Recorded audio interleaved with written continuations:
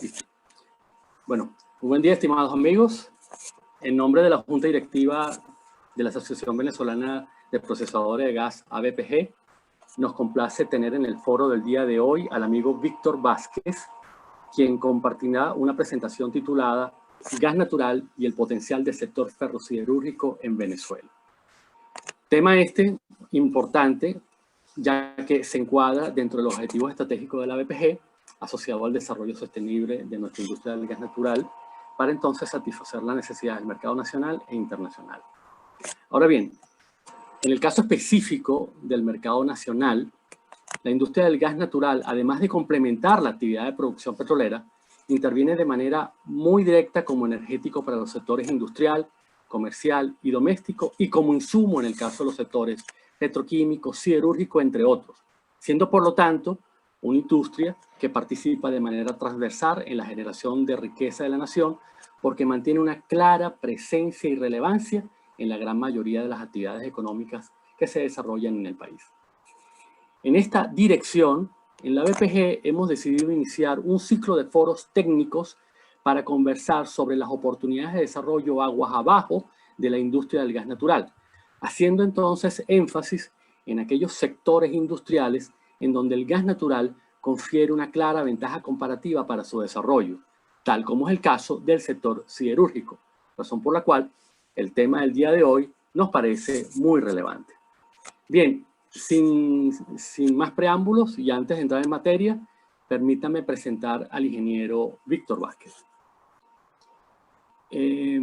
Víctor es ingeniero mecánico de la Universidad Simón Bolívar, año 1987, con un MBA del IESA, año 1990, y también es egresado del Programa Avanzado de Análisis de Decisiones de la Universidad de Stanford. Víctor inició su carrera profesional en el año 1987 en la empresa de ingeniería Llantesa. En el año 1990 continúa con la consultora Arthur D. Little, donde trabajó en sus oficinas de Praga, Madrid, Nueva York, Caracas, Bogotá y Buenos Aires, especializándose en el área de estrategia y finanzas corporativas. En el año 1996 pasa a la empresa de consultoría Strategy Decision Group, trabajando en sus oficinas de Menlo Park en California, Houston, Londres y Caracas. En el año 2007 funda la empresa Palo Grande Casa de Bolsa, dirigiendo la práctica de finanzas corporativas y asesoría estratégica y de riesgo. Como parte de su desarrollo profesional, Víctor ha servido en varias juntas directivas de empresas industriales, de inversiones y de custodia de valores, y ha participado en actividades docentes, siendo profesor invitado de gerencia estratégica y prácticas gerenciales en la maestría del IESA. A lo largo de su carrera en el área estratégica, Víctor trabajó con múltiples sectores industriales, sin embargo, concentró su experiencia en 4 industrias específicas: hierro y acero, aluminio, petróleo y gas e industria eléctrica. En el área específica del sector ferrosiderúrgico, Víctor ha sido asesor en materia de estrategia para varias organizaciones en varios países del mundo. Entre sus experiencias más recientes podemos mencionar que ha sido asesor en el desarrollo de la estrategia de reconstrucción de la industria siderúrgica venezolana. Para un joint venture en Estados Unidos, fue el responsable del proyecto de evaluación y desarrollo de una mini acería de 300.000 toneladas métricas año de producción para una importante corporación de acero en Latinoamérica. Dirigió el proceso de decisión para la expansión de capacidad de producción de esta empresa hasta 500.000 toneladas métricas año de capacidad. Para un grupo regional europeo, llevó a cabo un proceso de evaluación de riesgo de todo su portafolio de plantas, apoyando en la redefinición de la estrategia de suministro de insumos de las mismas, y así como la actualización tecnológica de una de sus acerías, la cual fue entregada con una de sus plantas de laminación. En general, y sin ánimo de expandirnos mucho más, podemos agregar que Víctor ha participado en múltiples proyectos de evaluación de decisiones de inversión a lo largo de toda la cadena de valor de la industria ferrosiderúrgica. Bueno, estimado Víctor, bienvenido. Un privilegio contar con tu participación para conversar sobre las oportunidades de nuestra industria ferrosiderúrgica. Antes de cederle la palabra a Víctor, bueno, la rutina del día de hoy, Víctor nos hará una presentación de aproximadamente 40-45 minutos. Voy a estar pendiente del chat. Todos aquellos que deseen formular preguntas por escrito, lo pueden hacer vía chat, las manejaremos al final de la presentación y una vez culminado el proceso de preguntas por escrito, abriremos el espacio para conversar con Víctor, para intercambiar puntos de vista, sugerencias, opiniones y hacer preguntas. Bien, Víctor, una vez más, bienvenido. Muchísimas gracias, Tito, tanto a ti, a Miguel, como a la ABPG por la oportunidad que nos brinda. Y hablo en plural porque esto, digamos, va bastante más allá de una persona. Somos muchos los que hemos venido trabajando en esto y también tratando de acercarnos y de construir un poco de sistematicidad entre las distintas áreas para poder identificar y construir un camino claro hacia la reconstrucción del país y sus distintos sectores industriales, ¿no? Hay, de nuevo, muchísima gente, más de 300 personas que han estado involucrados en el esfuerzo que recientemente hemos hecho y agradecer también de manera muy particular, además de todas esas personas en Venezuela, que sería innombrable, interminable la lista, a la gente de la Junta de la CBG ad hoc, quienes primero han tenido la confianza en el grupo de profesionales que hemos estado trabajando en esto, por una parte, y por otra parte han tenido la amplitud para escuchar las distintas opiniones y visiones que cada uno de los sectores y las partes han propuesto, ¿no? Han sugerido. En el día de hoy, la agenda que les propongo es, bueno, luego de la breve introducción, hacerles un resumen retrospectivo de la evolución reciente de la industria a nivel global, un poco qué es lo que está pasando y también un poquitín de cómo es esta industria. En segundo término, los retos principales que se enfrentan en este momento. La industria está en una coyuntura que no va a ser fácil, así como no está siendo fácil para muchas industrias por el tema ambiental, ¿no? Luego hablar un poco sobre la situación de la industria en este momento en Venezuela, cómo está estructurada, cuáles son la situación actual que presenta, para pasar a conversar sobre la estrategia de reconstrucción que se está proponiendo y los resultados que podríamos esperar de esta estrategia de reconstrucción, ¿no? Y para empezar, quisiera transmitir un mensaje, y es que irrestrictamente del escenario político, nuestra creencia es que solo hay un mejor camino para reconstruir el país, y eso es producir más entre todos lo antes posible y de manera sostenible. No hay atajos. Y eso quiere decir que, en primer término, dada la gravedad de la situación en la que se encuentra el país, resultaría ingenuo de nuestra parte pensar que podemos hacer esto solos desde un sector, desde una industria, solos como país. Necesitamos ayuda internacional y debemos atacar simultáneamente múltiples dimensiones. De nuevo, es una situación muy particular. En primer término, lo que se refiere a la reconstrucción político-institucional del país.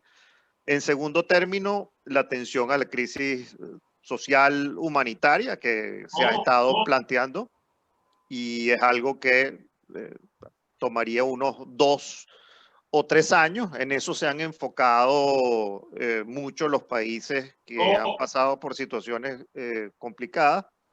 Y esta es una etapa que termina, y eso hay que tenerlo muy claro. La ayuda no va a estar para siempre, tiene una corta duración, y eso es lo que pone premura para que a partir del momento en que se pueda empezar a trabajar, también se inicie con toda velocidad la reconstrucción de la capacidad productiva, porque solamente esa capacidad productiva es la que nos va a permitir que la gente que está en situación de minusvalía, sin empleo, sin capacidad de producir, pues tenga los medios para poder hacerlo, ¿no? Y se vuelva a construir el círculo virtuoso. En segundo término, es importante resaltar que todos los sectores son interdependientes entre sí, y eso lo hemos venido conversando en particular con la gente de la BPG, pero también con gente dentro del sector eléctrico y otros sectores. Y por ello necesitamos una visión sistémica, necesitamos trabajar en forma conjunta y bajo una muy efectiva coordinación. Ningún sector puede hacerlo solo. Y en este sentido, como mencionaba Tito, pues la industria del gas natural, junto con la industria eléctrica, pero tal vez la industria de gas natural un poco antes, es una de las piedras angulares de la recuperación. Para la recuperación de la propia industria eléctrica, para la recuperación de la industria petrolera, y me estoy refiriendo a no solamente actividades de E&P, de exploración y producción, sino también las actividades, por ejemplo, que se llevan a cabo en un centro tan importante como es OCE, donde hay upgrading y donde hay también muchas actividades petroquímicas. Para recuperar también otros sectores industriales claves que pueden ser recuperados de manera relativamente fácil y rápida, y que tendrían un gran impacto porque tienen un tamaño muy relevante. Estoy hablando de sectores como el petroquímico, el cemento, aluminio y el caso que estamos tratando hoy, que es la industria ferrosiderúrgica, que dentro del grupo de industrias creo que es una de las más potentes desde el punto de vista de tamaño e impacto que puede producir, ¿no? Ahora bien, además de presentar el panorama general a nivel global de la industria, queremos también compartir el análisis que hemos llevado a cabo y que nos ha permitido concluir que hay un camino de recuperación brillante para la cadena ferrosurgídica venezolana, y no es un argumento de autoridad, es algo que vamos a demostrarles, ¿no? En primer término, la industria es recuperable de forma relativamente rápida, como mencionado, y los resultados que se pueden esperar son extremadamente atractivos, ¿no? Y eso no es solamente para la parte de capital, es para la sociedad como un todo, ¿no? Y se ha construido una visión que es muy compartida de manera colectiva para poder llegar allí, ¿no? Y a este punto quiero aclarar, porque ha sonado muchísimo y existe una creencia, no sé bajo qué, de dónde proviene o qué fundamento tiene, y es que la cadena ferrosiderúrgica venezolana no presenta obsolescencia tecnológica. Está en mal estado, pero no tiene obsolescencia tecnológica. Es recuperable. En segundo término, tenemos un buen diagnóstico general y eso nos ha permitido dimensionar las inversiones requeridas y hacer un modelaje con un buen nivel de confianza de los resultados que podríamos estar obteniendo en el tiempo, tanto de la producción que se puede obtener como de los resultados financieros que esto puede producir. Y esto está basado no en nada distinto, sino al conocimiento que tenemos de la estructura y las bases de costos de nuestra cadena en cada una de sus etapas, ¿no? Ahora, llevar a cabo esto tiene unos retos muy, muy importantes. ¿Cuáles son? Bueno, en primer término, evidentemente, entender las dimensiones sociales de la crisis que estamos enfrentando y los elementos que nosotros hemos llamado transversales, que tienen alcance nacional, pero también hay ciertas dimensiones regionales que son muy importantes. El tema de los trabajadores, de los recursos humanos, el tema de salud, el tema de transporte, el tema de todo el marco legal, el tema de las infraestructuras, todos esos elementos tienen que ser atacados. Ninguna industria va a poder hacer mucho si este tema no es tratado. En segundo término, resolver los problemas de infraestructura y servicios críticos, y desde ese punto de vista, para la industria ferrosiderúrgica hay dos que son fundamentales. Uno, la potencia eléctrica, y segundo es el gas natural. Y para los que no conozcan la industria, ahora vamos a ver un poco más en detalle dónde entran esos elementos, ¿no? Hay otras infraestructuras muy importantes en las que también el grupo del cual me honro formar parte ha estado trabajando, como el canal de navegación del Orinoco y otros servicios, ¿no? El otro elemento que es un reto muy, muy importante es que hay que reestructurar las empresas y permitir que entre el capital privado, y para ello se requiere hacerlas atractivas para la inversión, ¿no? Y eso es un reto en sí mismo. Insistimos en que la probabilidad de éxito se maximiza en la medida en que se tenga un enfoque sistémico de la reconstrucción. La capacidad operacional y la calidad crediticia que tienen cada una de las piezas que conforman estas especies de clústeres o conjunto interdependiente, es lo que va a permitir la virtuosidad. Me explico.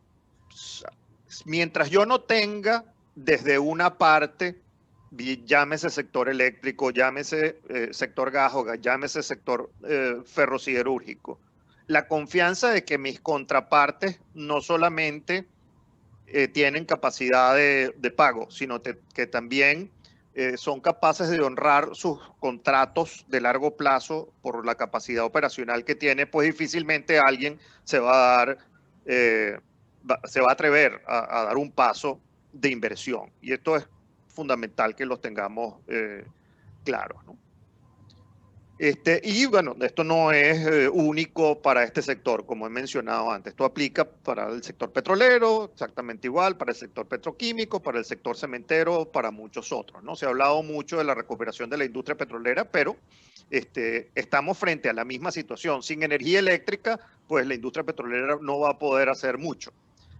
Así como sin toda la cadena de servicios de la cual se nutre, ¿no? Entonces, insistimos en el tema de la visión sistémica. Ahora bien, entremos en el mundo del hierro y el acero, ¿no? Y empecemos por ver, bueno, la primera etapa de la cadena, quitando la minería, la parte de producción de acero, ¿qué hay detrás de eso? Y bueno, básicamente existen dos rutas para producir hierro en el mundo. La primera es a través del método, digamos, tradicional que ha evolucionado y se ha perfeccionado, de los altos hornos, que fue el primero que surgió, donde se agrega carbón coquizado, mineral de hierro en forma de pellas y cal para poder retirar impurezas. Se introduce dentro de un horno de gran altura y mucha robustez, al cual se le inyecta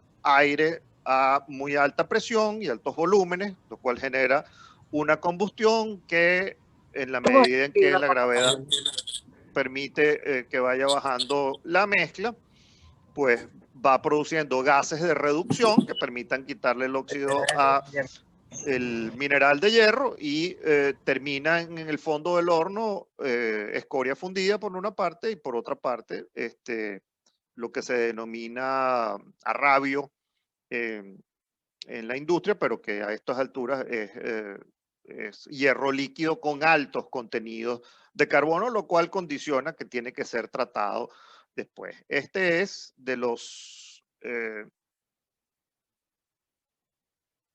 de las tecnologías más utilizadas hoy por hoy en el mundo, ¿no? Dentro de este grupo de productores están primero China, que es el productor más grande del mundo, segundo Rusia, está Japón, está Corea del Sur, están nuestros vecinos de Brasil y están los alemanes, ¿no? Hay muchos otros países, pero estos son los productores más importantes, ¿no? La otra ruta que tiene una data mucho más reciente es la ruta de la reducción directa, y se llama reducción directa porque no hay cambio de fase. Se inyecta gas natural, déjenme quitar, ok.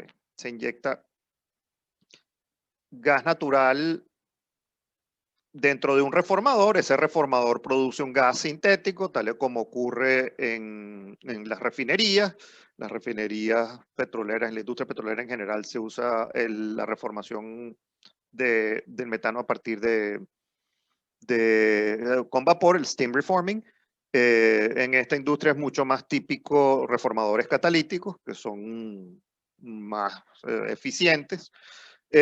Y el mineral de hierro simplemente se pone en contacto a lo largo de este horno vertical con los gases de reducción y se reduce el mineral de hierro. No hay cambio de fase y lo que salen de estos reactores es básicamente hierro puro con cierto grado de carburización en forma sólida. Por eso, por la apariencia que tiene, porque las pellas son esferitas porosas, pues lo llaman hierro esponja. ¿Quiénes son los más importantes productores en esta parte? Bueno, Venezuela fue el principal productor en el mundo.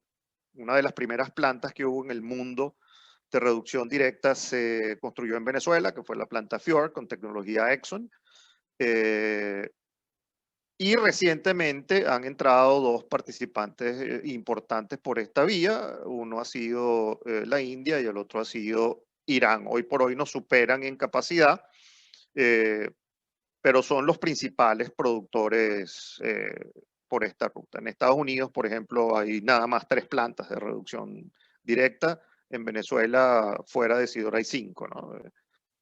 Ahora, desde el punto de vista de qué problemas ambientales producen estas tecnologías, bueno, en el caso de los altos hornos, las emisiones de CO2, por ser el único elemento,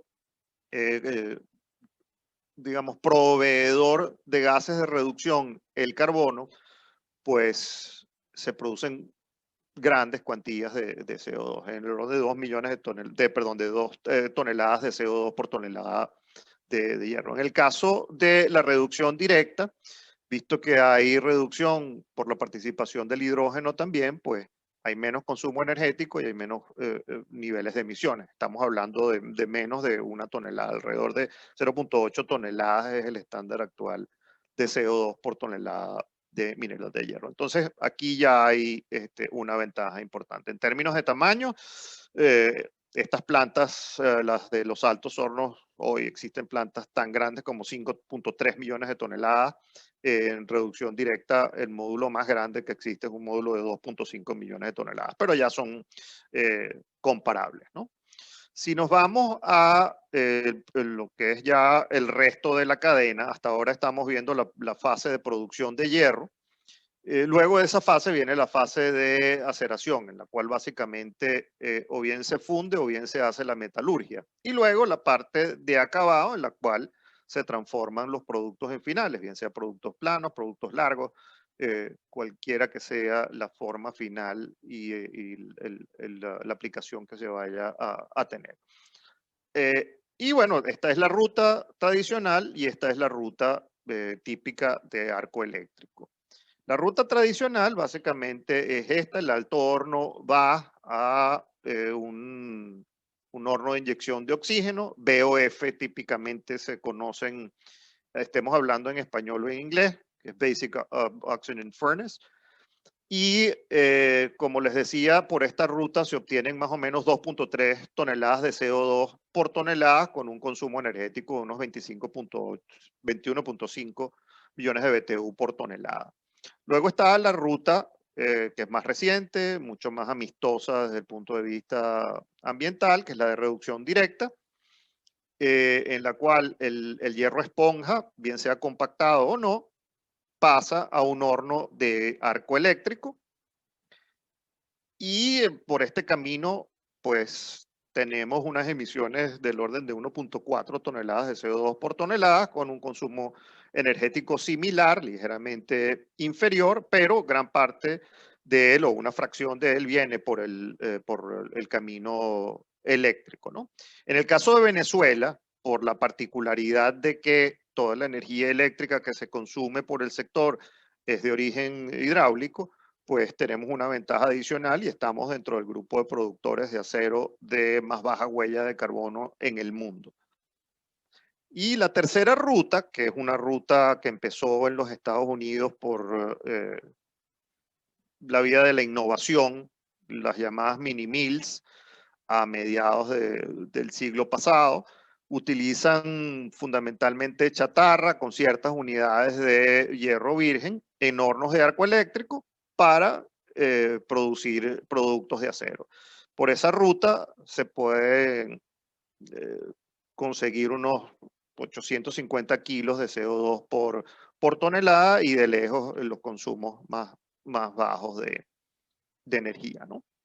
Ahora, si vemos retrospectivamente qué ha pasado, y esto es historia muy larga, recientemente, pues hasta el año 2000, el mundo operó con unos niveles de 800 millones de toneladas al año de acero. De todo ese acero que se produjo, unos 600 millones de toneladas venían por la ruta de los Altos Hornos. El resto provenía de chatarra y de reducción directa, que era muy, muy limitada. Con la entrada de China, que pasa en el año 2000 de unos 100 millones de toneladas a superar hoy ya los 1.000 millones de toneladas, pues ocurre un cambio muy, muy importante. ¿Por qué? Bueno, porque pasan a convertirse en los productores de más de la mitad de todo el acero que se produce en el mundo y contando. Y desde el punto de vista ambiental, desde el punto de vista de la estructura de la industria, desde el punto de vista de todo lo relevante que ha ocurrido, pues eso fue un elemento disruptor fundamental. Si vemos, y a nivel de emisiones, les comento que la industria ferrosiderúrgica global aporta el 8% del total de las emisiones de CO2.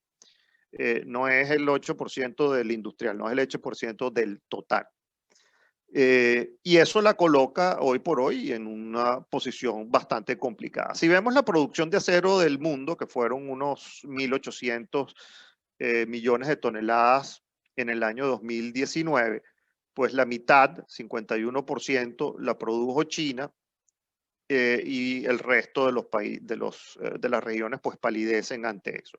Si vemos cada región qué tipo de tecnología utiliza para su producción, pues resalta que en China básicamente el 90% de la producción es por la vía de los altos hornos. En el caso de Sur y Centroamérica, por el peso que tiene Brasil y también Argentina en esto, donde preponderantemente la producción es por la vía de altos hornos, ocurre lo mismo. El caso de Rusia, el caso de el resto de los países asiáticos, como mencionaba Japón, Corea del Sur, y el caso europeo también es un caso relevante. Ahora, si vemos cara a lo que son los problemas de hoy, porque desde el punto de vista de costos no hay mayores, digamos, inconvenientes o retos, pues está que China aporta en emisiones el 61% de todo lo que se produce, los 3.330 millones de toneladas de CO2 que emite la industria. Y aquí tal vez lo interesante, luego de ver la magnitud del reto que tiene China por delante, es ver las relaciones que hay en cada uno de los casos. Europa emite 273 con una producción de 210, 481 el caso de Asia fuera de China con 350, mientras que si nos vamos a lugares como Norteamérica, pues estamos ya en relaciones de 1 a 1, ¿no? Esto es uno de los elementos que está determinando hoy los cambios más importantes para la industria. Hasta el momento y frente a este tipo de situación no existe una salida clara definida. Por mucho que se escuche, que se hable, que el hidrógeno, que todas las cosas. Recientemente hubo una conferencia, han habido varias conferencias, hubo la de IREPAS, hubo la de Aeronaut Global, de FastMet, que se hizo en Singapur este año. Han habido varias donde el foco ha sido fundamentalmente la parte ambiental, ¿no? Y aquí vemos que hay presiones por dos lados, ¿no? Por el lado de los productores de acero, los países, pues las regulaciones y las restricciones que se están imponiendo significan un reto y un peso bien importante. Pero por otro lado, ciertos países, el caso más interesante es el caso de la Unión Europea, están pensando en colocar restricciones a el consumo de acero producido en otros lugares. Aquellos productores que no cumplan con ciertos límites de emisiones, pues van a tener dificultades para poder colocar sus productos. Entonces esto pone unos niveles de presión bastante elevados.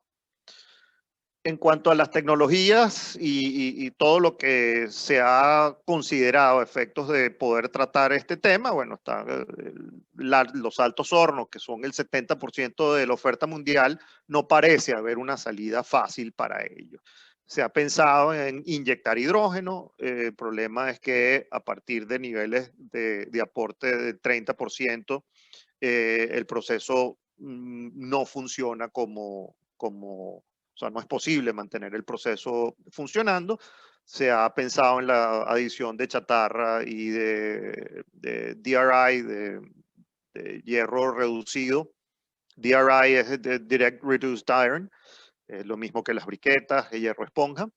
Y los límites que han tolerado técnicamente han sido del 10%, y la otra que queda es la captura y secuestro de carbón, que evidentemente es lo mismo para cualquier industria y es sumamente costosa, ¿no? A nivel de lo que es reducción directa o chatarra con hornos de arco eléctrico, que es el 30% apenas de la oferta mundial, pues se ha evaluado también la captura y secuestro de carbón. De hecho, en Estados Unidos hay una planta, la planta de Nucor, que está en Luisiana, tiene este sistema instalado. Se ha pensado también incrementar el hidrógeno verde dentro de la mezcla. E incluso hay varias empresas que están trabajando en producir 100% con hidrógeno, lo cual en principio suena muy bien porque, digamos, eliminaría cualquier huella de carbono, pero desde el punto de vista técnico es un reto porque el proceso de reducción tiene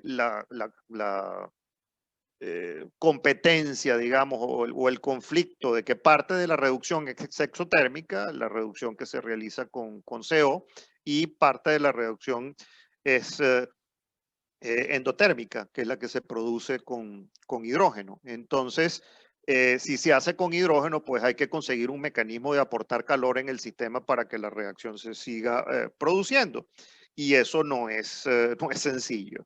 Desde el punto de vista del tema de energía, pues producir hidrógeno 100% verde no es un tema resuelto. No hay plantas de producción de hidrógeno comerciales de esa magnitud, y luego está el tema de que el proceso es por la vía de electrólisis, y la electrólisis consume grandes volúmenes de energía que requieren, pues, tener una fuente verde, y llegamos al problema que tienen todas las industrias, ¿no? Entonces, como comentaba, para cualquier opción, la generación de energías renovables a precio competitivo es el otro reto, porque si no, la solución no me sirve. Y el hidrógeno por la vía de electrólisis, como les comentaba, electricidad renovable, pues cuesta el doble de lo que cuesta hacer reformación por metano, con vapor de metano. Esto, SMR es Steam Methane Reforming, que es lo que les comentaba, se hace en las refinerías, y el 90% del hidrógeno en el mundo se produce por esa vía. Las nuevas energías renovables pues tienen sus importantes limitaciones para la industria por su intermitencia, lo cual implicaría que para poder tener una fuente estable requeriría almacenarlo, lo cual hace que los costos se disparen, y porque no son tan baratas porque sus factores de capacidad son mucho más limitados. Yo puedo operar esas plantas una fracción del tiempo diariamente, ¿no? Dependiendo de las condiciones. Y bueno, la otra vía que sí podría ser una salida interesante, que es la de energía nuclear porque son cero emisiones, pues no es una opción popular y no se está promoviendo básicamente en ninguna parte del mundo. El santo grial de la producción de acero pues está en desarrollo. Hay una empresa que es la que está más adelantada, que es Boston Metal, que está apoyada por las grandes mineras, Vale, está apoyada también por BMW, tiene mucho soporte de inversionistas serios. Eso fue una tecnología que desarrolló la gente del MIT. que promete hacer la reducción del hierro, del mineral de hierro por la vía de electrólisis en un baño de óxido fundido. Para que se hagan una idea, es producir hierro básicamente de la misma manera que se produce el aluminio, o una manera, digamos, homónima. Esa tecnología que promete, pues no se espera que esté comercial hasta el año 2030 y significará también unos importantes retos para muchos productores, porque los estimados de consumo eléctrico de este tipo de tecnologías están por el orden de los 4 megavatios por tonelada. Y eso es muy superior a lo que hoy ocurre. Entonces, migrar hacia esa tecnología en forma masiva requeriría de conseguir fuentes de energía eléctrica en volúmenes que, eh, que no estamos en capacidad de proveer, ¿no? Y tal vez lo más interesante de todo este conundrum es que Venezuela tiene todos los comodines ante este panorama. Uno, el 100% de nuestros hornos de arco eléctrico, electric arc furnaces, operan con hidroelectricidad. Entonces, ya ahí tenemos una de las ventajas. En segundo término, el 100% de la flota de nuestras plantas de reducción directa funciona con gas natural. En tercer término, si se nos hiciera necesario por razones económicas o incluso de conveniencia hacer captura, separación y captura de carbón para utilizarlo y secuestrarlo, pues nosotros tenemos la oportunidad de hacerlo, porque tenemos muchos campos maduros en el país en los cuales puede ser muy atractivo la inyección de CO2 para recuperación de crudo, lo que llaman recuperación terciaria o Enhanced Oil Recovery. Y la ventaja muy corto del CO2 es que el CO2 tiene la capacidad de, para una gama razonable de crudos, disolver o entrar en disolución con el crudo, lo cual permite dos cosas. Uno, reducirle la viscosidad por una parte y por otra parte, incrementar los factores de recobro en los yacimientos. Es decir, yo al final, si inyecto CO2, voy a poder terminar produciendo mayor fracción del crudo que había originalmente que por otros métodos, ¿no? Y si se nos presenta la posibilidad de la avenida tecnológica por el lado del hidrógeno, pues tenemos la electricidad y las plantas que más probablemente van a estar en capacidad de poder migrar a esa. Dicho esto, digamos, hay países que tienen retos muy, muy, muy importantes. El más claro de todos es China, y por las restricciones, pues los europeos también van a tener su periodo complicado. Si vemos qué ha pasado con la industria a nivel de los productores en las épocas recientes, pues lo que ha habido es un proceso de consolidación. En Occidente, por no haber habido tanto crecimiento, básicamente ninguno, pues la consolidación se dio antes y más rápido, y tenemos unos monstruos del tamaño de ArcelorMittal, a quienes probablemente todos hayan escuchado, con cerca de 100 millones de toneladas de capacidad. Está Nucor en los Estados Unidos, está el grupo Techint. Y fíjense que las que están en azul son quienes tienen alguna capacidad de producción en las Américas, en más rojito es la China, intermedio es el resto del mundo, ¿no? Fíjense que la lista de las primeras 50, todas las empresas producen más de 7.5 millones de toneladas al año, ¿no? Recientemente hay una que no está aquí porque esta es la lista del 2019. El año pasado se fabricó un nuevo gigante en la industria del acero, que es Cleveland-Cliffs, que era una empresa minera americana, una de las más importantes, que decidió integrarse verticalmente y adquirió primero a un productor tradicional americano de planos que se llama AK Steel, y posteriormente hicieron una transacción con ArcelorMittal en la cual le compraron las plantas de productos planos que surgen principalmente a la industria automotriz, y están en el proceso de integrar, y hoy por hoy es el productor de planos más grande que hay en el hemisferio, ¿no? Y eso les da una idea de la velocidad con la cual se está llevando a cabo la consolidación y el tamaño de empresas que se está conformando. En el caso de China, que ya su fase de crecimiento se está estabilizando, pues evidentemente lo natural es que empiece a haber esa consolidación. Y se está dando y está siendo forzada. Y la vamos a ver de manera tal vez mucho más acelerada hacia el futuro. O sea que lo que vamos a ver son empresas y competidores cada vez de mayor tamaño, ¿no? Si nos venimos a la región latinoamericana, pues la región latinoamericana no se escapa de esta situación y aquí tenemos una concentración básicamente de tres grandes jugadores que dominan el mercado. Por un lado está ArcelorMittal, por otro lado está el grupo Techint, que son los dueños de Tenaris y Ternium. Ternium fue uno de los accionistas que operó Sidor por algo cerca de 10 años.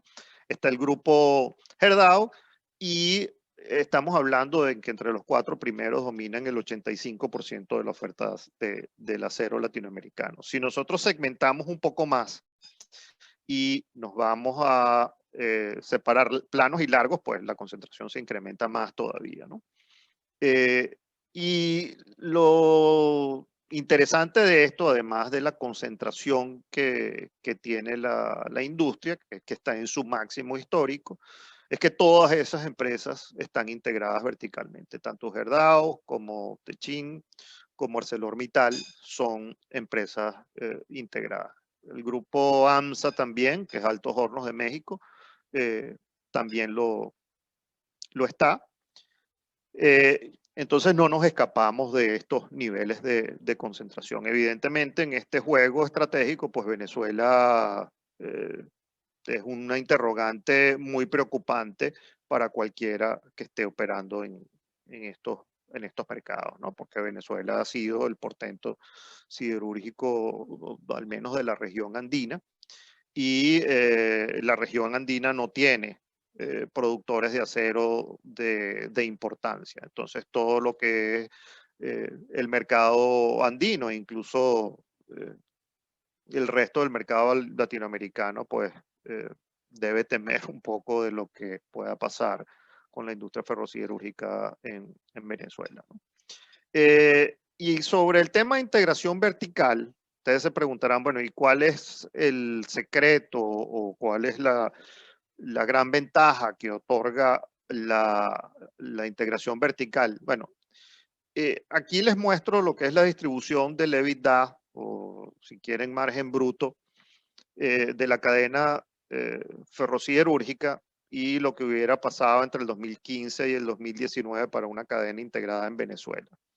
Y el tema es que en las distintas etapas de la cadena, la fluctuación de los precios que ocurre en la parte intermedia, es decir, los insumos metálicos y el mineral de hierro, además de los productos finales, evidentemente, es muy elevada. Y eso hace que aquellos jugadores que estén desacoplados de la cadena sufran cuando el precio del mineral de hierro sube, como ha subido recientemente. Recientemente vimos precios del orden de $170 la tonelada, cuando veníamos de periodos de 40 y tantos dólares con precios promedios esperados de $70. Y por supuesto eso hace que la parte intermedia sufra muchísimo, mientras que los de acero, dependiendo de si pueden, los acereros pueden transferir el precio o no a la parte final, pues sufran más o sufran menos. El hecho es que el margen dentro de la industria se va repartiendo a lo largo de la cadena, y en la medida en que uno pueda inmunizarse de esas variaciones de precios intermedios, pues en esa medida uno adquiere mucha más capacidad de competir, reduce el riesgo, y ese es el gran secreto que hay detrás de la integración vertical de los grandes jugadores. En cuanto a nuestra cadena, pues el potencial de nuestra cadena es sencillamente inmenso, ¿no? Uno, por el tamaño que tiene, ¿no? Somos el segundo productor de mineral de hierro en la región, con 23 millones de toneladas de capacidad. Brasil es otra cosa, pero Brasil está montada para la exportación y tiene reservas para eso, y el único mercado que existe para eso es China.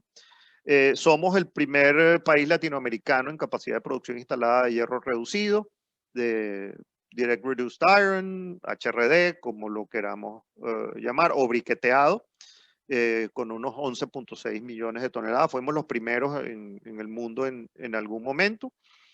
Como les comentaba, la India e Irán nos superaron, ya tienen cada uno de ellos más de 30 millones de toneladas de capacidad. Y somos el tercer país latinoamericano en capacidad de producción de acero líquido, con 6.2 millones de toneladas, detrás de Brasil y México. En resumen, tenemos un tamaño muy importante a nivel de industria. En segundo término, tenemos las condiciones para poder volver a ser el productor de acero de más bajo costo en el mundo.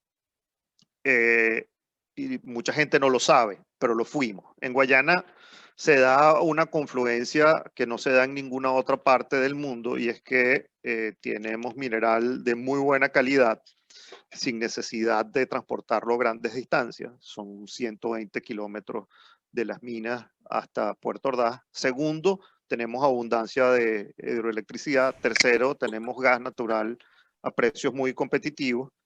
Y tenemos una puerta hacia el Atlántico.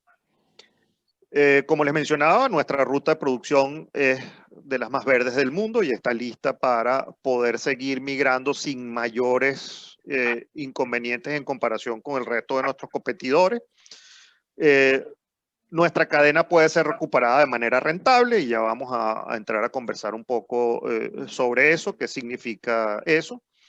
Nuestro capital humano, que es un factor fundamental, posee grandes competencias y ha sido desplazado, pero sigue en Guayana y está en el país, y nuestros mercados permanecen allí, ¿no? Ahora, hay un elemento adicional, y es que dentro de todas las posibilidades que tenemos, una vez incluso se haya recuperado la cadena, nos quedan oportunidades de crecimiento adicionales, y es terminar de completar la parte de la cadena de reducción directa hacia la parte de acería, y se los muestro un poco mejor más adelante. Ahora, ¿qué significa inmenso? Bueno, inmenso está cuantificado. Lo cuantificamos en el trabajo. Inmensos son sobre 25.000 empleos directos de gran calidad. Y si llevamos la industria en el futuro a niveles de 12 millones de toneladas, estamos hablando de 45.000 empleos directos. Estamos hablando de sobre 130.000 empleos indirectos, 50.000 empleos inducidos, ingresos por regalías en la parte de mineral de hierro que superarían, evidentemente, depende del precio del mineral, los 60 millones de dólares al año. Impuestos sobre la renta para el sector operando en condiciones óptimas, como debería operar, del orden de 500 millones de dólares al año. Valor de producción de unos 4.500 millones de dólares al año. De nuevo, de completarse la cadena en el tiempo, estaríamos hablando de posibilidad de exportar al norte de 9.000 millones de dólares al año. Pagos a proveedores de gas natural del orden de los 400 millones de dólares al año, si pensamos en precios de $2.50 el millón de BTU. Pagos a proveedores de energía eléctrica de 200 millones de dólares al año, si pensamos en precios competitivos internacionales de grandes consumidores de hidroelectricidad, $35 por megavatio. Inversiones directas superiores a los 4.900 millones de dólares durante los 5 primeros años, de los cuales 3.600 millones de dólares serían por inversiones de capital y 120 por capital de trabajo. Y como comentaba, pues las oportunidades para incrementar significativamente los niveles de complejidad económica en Guayana y en el país. Y es que todo lo que puede armarse alrededor de las empresas que pueden proveer servicios y las empresas que pueden tomar los productos y crear a partir de ellos, toda la empresa, el sector transformación, pues ofrece posibilidades importantes. En Estados Unidos, la potencia relativa de los procesadores de productos de acero versus los productores de acero es más de 10-1, ¿no? El impacto que producen. Y bueno, mencionar que estamos trabajando también con la gente de la AIN, de la Asociación industriales metalúrgicos y metalmecánicos y la Sociedad Venezolana de Ingenieros de Minas y Metalurgia para poder incluir el eslabón más grande al final de toda esta cadena, que es el sector transformador, que tiene múltiples segmentos. Ahora, yendo al tema de cómo es el sector en Venezuela. Bueno, primero, las etapas de la cadena aquí están caracterizadas en 5 etapas. La de minería, en la que se produce los gruesos, los finos y los concentrados.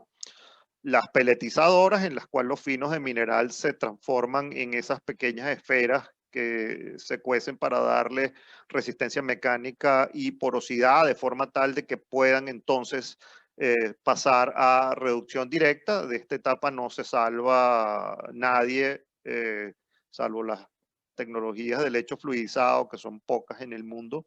Pero tanto reducción directa como altos hornos requieren de pellas para poder funcionar. O sea, el mineral de hierro tiene que tener esa procesación, ese procesamiento previo. Luego está la reducción directa, en la cual el óxido se transforma en hierro.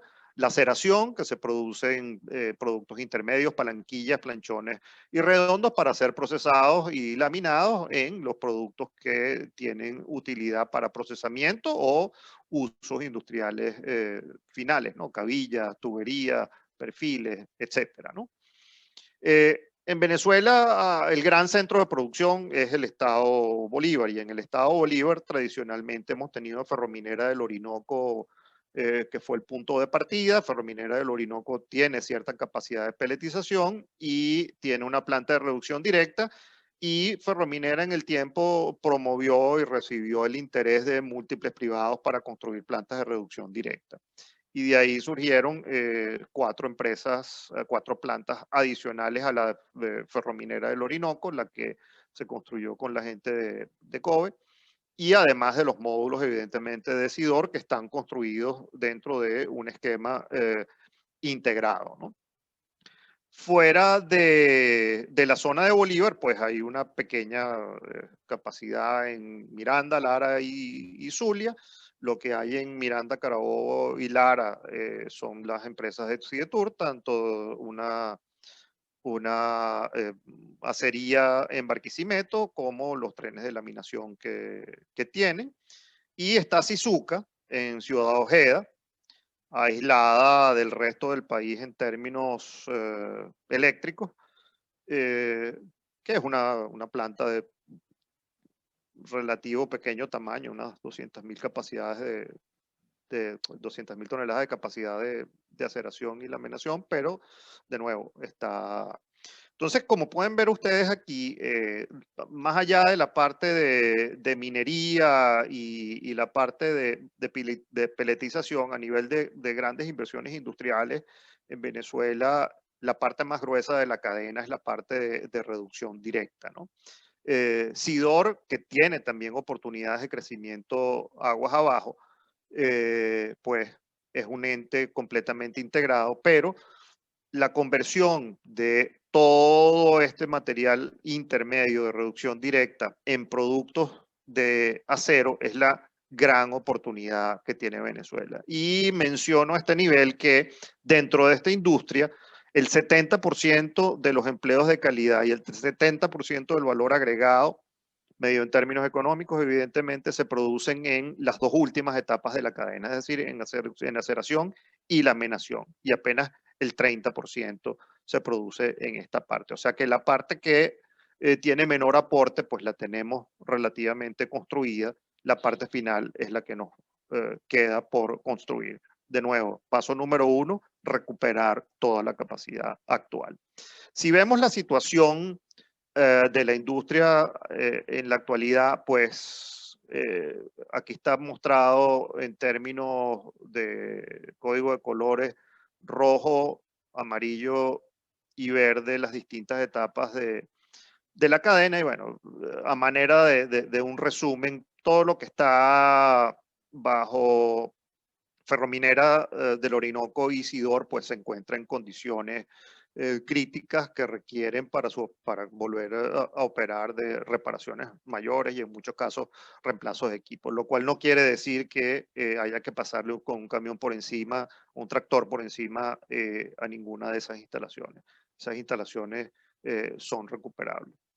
En segundo término, están las plantas en amarillo, que son fundamentalmente las plantas de reducción directa y la sería de Sidetur, tanto Cacima como Barquisimeto y el resto de sus plantas, que aun cuando no están operando, muchas de ellas pues podrían operar con cierto mantenimiento correctivo con las miras de hacer sus mantenimientos anuales completos y de reemplazos de mantenimiento programado que están establecidos. La única que está en perfecto estado de mantenimiento de operación es Shizuka, pero Shizuka no puede operar por las limitaciones que hay de potencia eléctrica, por estar ubicada en el estado Zulia.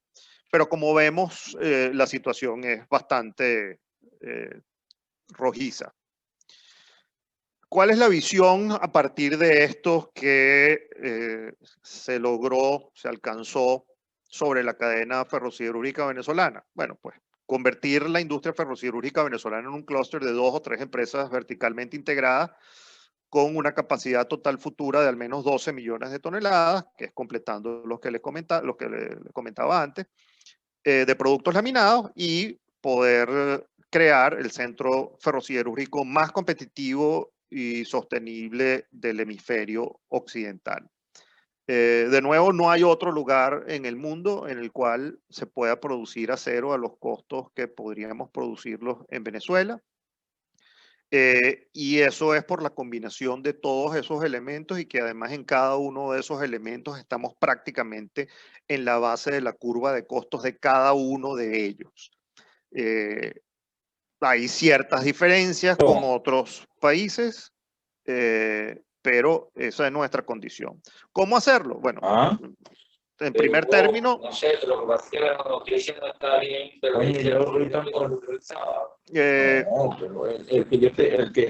línea que te explotó. Ahora lo apago. Ok, perdón. Todos los activos están bajo el control del Estado y evidentemente por razones de propiedad y control, esto solo se puede hacer bajo la coordinación y facilitación de una nueva CBG reinstitucionalizada y el Estado venezolano. Aquí las siglas no importan, aquí lo que importa es lo que hay que hacer, ¿no? Y quien detenta el control es el Estado venezolano. Entonces, ese es el punto de partida y eso implica querer hacer las cosas de cierta forma, ¿no? Básicamente, desde nuestra perspectiva, de la única manera que se pueden hacer. Relacionado con eso, pues, con capital privado nacional o internacional. Evidentemente, se espera la participación de los trabajadores y nosotros también esperamos de la sociedad en general. Y también pensando en conformar empresas con identidad local. Y lo que quiero decir con esto es que hemos tenido casos en el pasado de privatizaciones, de participaciones de empresas internacionales. Y cuando uno tiene industrias locales de tanta importancia y de tanto tamaño, pues no necesariamente es lo más conveniente para el país entregar esos centros de producción para que se conviertan en centros productivos satélites de un sistema más amplio, ¿no? ¿Por qué? Porque en esa medida se pierde la conexión con lo que son los intereses locales, o por decirlo de otra manera, se construyen conflictos de interés, ¿no? No estoy diciendo nada atrevido al mencionar que en el caso de Sidor, por ejemplo, siendo quien controlaba el grupo Techin, pues al grupo Techin, teniendo el productor más importante de tubos del mundo, que es Tenaris, pues no le resultaba demasiado conveniente producir tuberías en Venezuela, porque estaría compitiendo con su capacidad ya instalada en otros lugares. Eso por mencionar algunas cosas. Y por otra parte, cuando decimos la sociedad en general, lo decimos porque la creencia que al menos yo tengo es que las empresas no son del Estado porque el Estado no existe, ¿no? Las empresas son de los ciudadanos. Y aquí hay un acervo de capital importante, y ese acervo de capital importante, venderlo hoy a un precio muy bajo, dado el tamaño que tiene, versus permitir la posibilidad de que ese ahorro se pueda valorizar en el tiempo, como ocurrirá, y pueda quedar en el país, es una opción perfectamente viable, y hay casos y ejemplos de eso en el mundo, ¿no? En tercer lugar, evidentemente hay que hacer una reestructuración de las empresas y todos sus activos en una etapa temprana. Estamos viendo fundamentalmente a los activos, y eso va, digamos, de la mano con toda la parte del capital humano inherente a nuestra infraestructura. Y por último, recuperando de manera acelerada, una vez eso esté definido, la infraestructura instalada, y aprovechando las oportunidades de crecimiento y, como mencionaba antes, de mayor valor agregado tan rápido como sea posible, ¿no?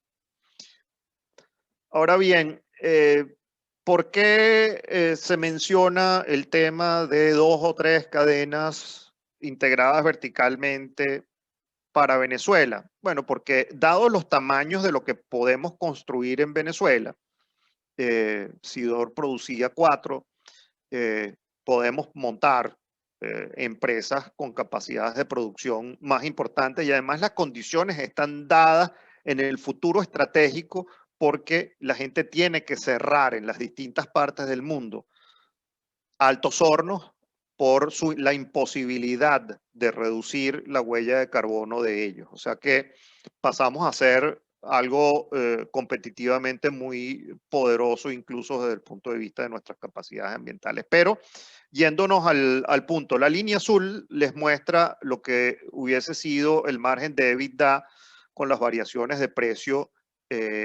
desde el 2015 hasta mediados del 2020. Pasamos de un rango, de un momento muy crítico, muy bajo en el 2016, de $150 la tonelada, a superar los $450 la tonelada. En promedio estamos hablando de un monto cercano a los $300 por tonelada de EBITDA para la cadena, versus una situación en la cual tuvimos a una ferrominera en determinado momento con dificultades para generar caja y poder pagar sus gastos por los bajísimos precios, y en la cual la parte intermedia estaba pues disfrutando de unos márgenes muy interesantes. Eso por supuesto tiene la complicación de que Ferrominera va a postergar sus inversiones, va a limitar algunas operaciones, y eso no es conveniente para el resto de la cadena, porque se estaría quedando valor sobre la mesa. Lo mismo ocurre en casos contrarios, cuando a finales del año pasado, principios de este año, los precios se montaron en $170 la tonelada para el mineral de hierro, pues evidentemente que las empresas briqueteras hubiesen tenido unas pérdidas que hubiesen incluso justificado su cierre temporal, porque podrían haber estado teniendo que operar a costo variable negativo. Cosa que de estar integrada, pues no tendría ese tipo de inconveniente. Entonces, por presentarles un poco lo que hubiera podido ser un mundo bajo un escenario y otro, y la justificación, digamos, que es bastante contundente desde el punto de vista cuantitativo de las ventajas de la integración.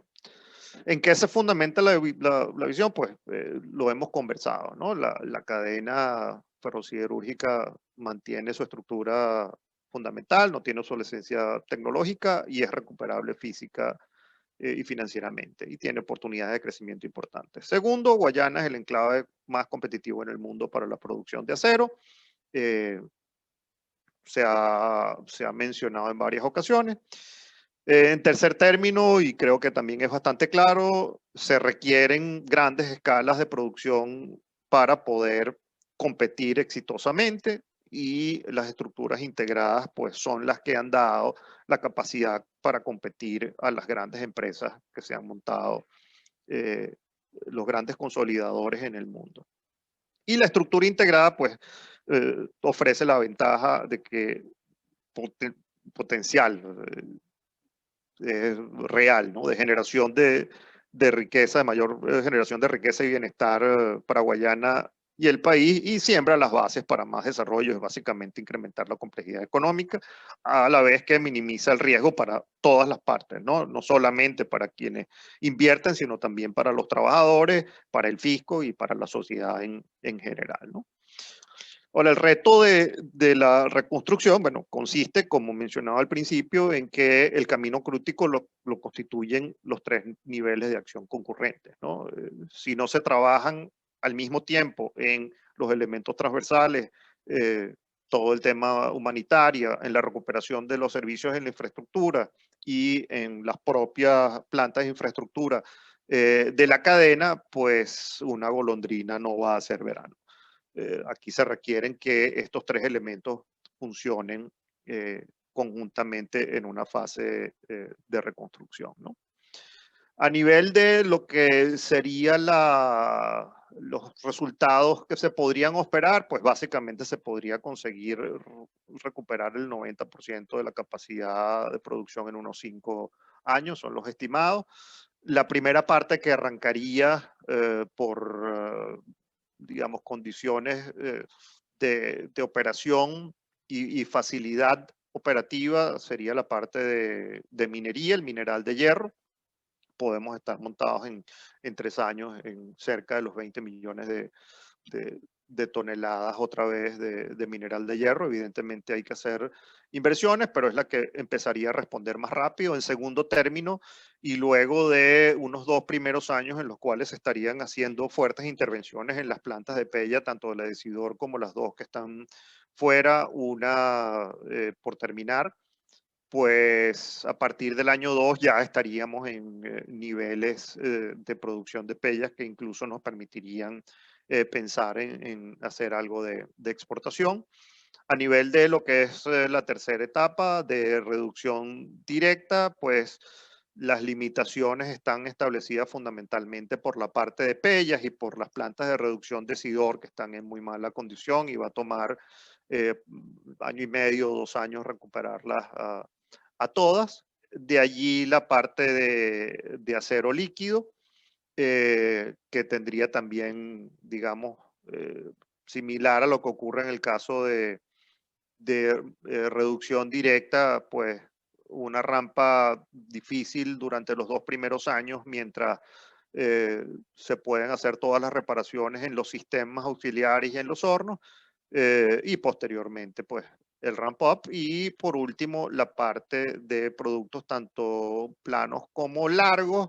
En planos el tema tal vez más complicado, además de la acería de planchones, es el tema de la línea de decapado que requieren los laminados en frío, pero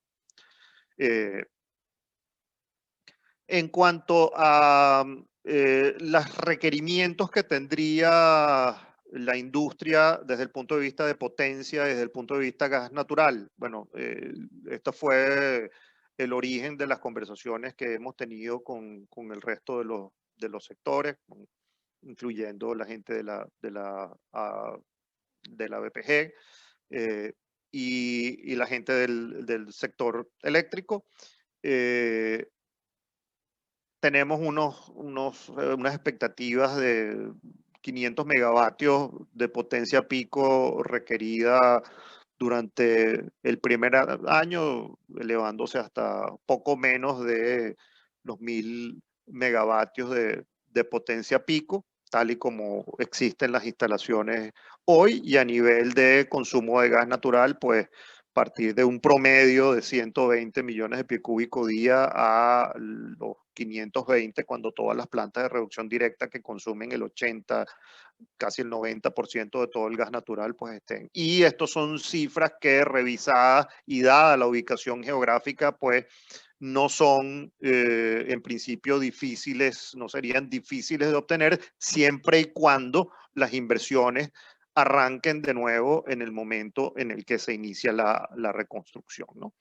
Y bueno, luego de esto y de las evaluaciones que hicimos, pues el plan tiene un valor presente neto positivo para todas las partes interesadas. De manera de gran resumen, estas son las ventas consolidadas que pensamos se podrían lograr. Estamos pensando en unos $1.000 millones el primer año, a llegar a unos 4.000, tal vez muy cómodamente, bastante más algo más de 4.000 en el quinto año.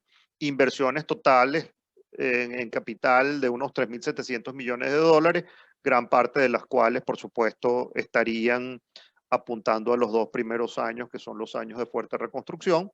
Las empresas no tienen capital de trabajo y entonces en la medida que el crecimiento lo exija, pues habría que hacer inversiones significativas en capital de trabajo.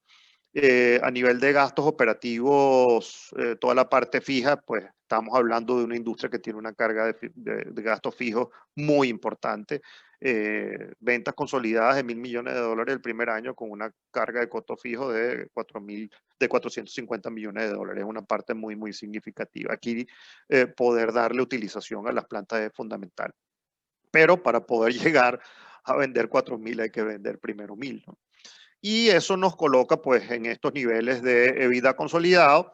De nuevo, esta visión es una visión de sector, no es una visión de empresa particular, es del potencial de un sector industrial venezolano. Y lo que es interesante ver es que podemos a nivel de EBITDA pues llegar a unos niveles de EBITDA muy, muy interesantes, incluso a partir del año 3, y a nivel de flujo de caja consolidado, pues tener un sector que luego de 2 años esté en capacidad de tener excedentes de flujo de caja, ¿no? Si vemos el efecto para el fisco, bueno, nuestros cálculos del valor presente neto de los ingresos fiscales directos esperados para el Estado supera los $12.000 millones. Eso es considerando una tasa marginal del 34% de impuestos sobre la renta y una tasa social de descuento del 5%, y ahí se incluyeron también las regalías. Y esos $12.000 millones básicamente los produciría el sector privado para el Estado sin que haya que invertir capital por parte de este, ¿no? Y en términos de la productividad de las inversiones, porque esto se puede cortar desde el punto de vista de valor presente neto de la forma que ustedes quieran, pues la productividad de las inversiones estarían medidas como el valor presente neto de todos los flujos de caja dividido entre el valor presente del neto de las inversiones. Estaríamos en 3 veces el nivel de las inversiones en valor presente neto. Eso, en comparación con proyectos en muchas otras industrias, pues es algo sumamente atractivo. Evidentemente que al principio el nivel de riesgo va a ser importante, la cantidad de esfuerzo que hay que hacer de capital y humano es muy significativa, pero el atractivo desde el punto de vista de lo que se puede obtener está allí. Y no intentamos cuantificar algo que para nosotros también ha sido fundamental, importante, que es el bienestar de los trabajadores y de la sociedad, pero evidentemente poder llegar a un año 5 como el que está dibujado aquí, con los montos de inversiones, incluso durante los primeros años, pues con toda seguridad va a producir efectos muy, muy positivos y sanadores para toda la sociedad, ¿no? De nuevo, el mensaje tal vez más importante y que compartimos 100% con Tito, con Miguel, con la BPG, es que este esfuerzo debe ser un esfuerzo conjunto, sistémico, coordinado, y que él nos pone al alcance el logro de este sueño posible, ¿no? Que no es otra cosa que producir riqueza para el bienestar de toda la sociedad. Eso es lo que les tengo y bueno, le doy la palabra a Tito para que administre preguntas, dudas que puedan haber. Gracias. Excelente, Víctor. Muy, muy, muy buena presentación. Mira, tengo un grupo de preguntas que la he dividido en 5 bloques. Ambiente, competitividad, precios, talento, seguridad física y, bueno, el tema de las sanciones. Entonces voy a arrancar con el grupo de preguntas de ambiente, y una vez que revisemos las preguntas recibidas por chat, abrimos entonces un espacio para la participación de los asistentes. En cuanto al estimado de CO2, hay una pregunta que hacen sobre producción de pellas antes de la reducción directa. Si tienes información de cuánto sería el estimado de CO2 que se produce. Sobre esta pregunta ambiental, quiero aprovechar para complementar, o más bien ratificar, la información del tema ambiental de tu presentación, específicamente la información que compartiste con nosotros en la lámina 9, para verificar nuestras potenciales ventajas para la producción de acero con una menor huella de carbono comparada con otros actores de gran escala internacional. Al final, hay una oferta, hay una competencia, la idea es ser el mejor en cuanto a reducción de huella de carbono. Entonces, dado que en el mercado internacional hay una demanda, hay una oferta, ¿cuál sería nuestro posicionamiento en materia de productos con baja huella de carbono? Y en esta misma dirección ambiental, cuéntanos un poco sobre las restricciones y los procesos de certificación de producción de productos ambientalmente amigables.